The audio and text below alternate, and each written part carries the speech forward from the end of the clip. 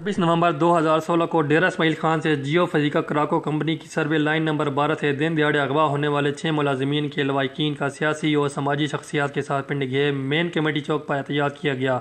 हुकूमत Pakistan army chief और company अफसरान से बाजियाबी का पुरजोर मुतालबा। इस मौके पर लवाहिकीन का मीडिया से गुफ्तगू करते हुए कहना था कि उस ग्रुप के पास है, अभी उन्होंने वीडियो एक जारी कर दिया है जो कि हमें मिल गया। हम आज नए सिरे से मर गए हैं कि जी उन्होंने जी काबू किया हुआ है। उन्होंने कहा जी कि हम उस वक्त तक नहीं रहा करेंगे जब तक हुकूमत पाकिस्तान हमारी बात नहीं सुनेगी।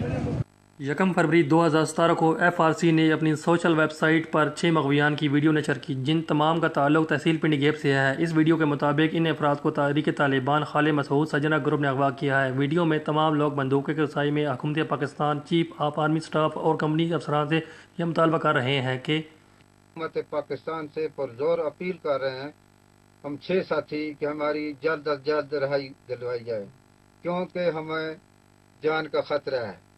हम खालिद मसूद सजना ग्रुप के पास हैं।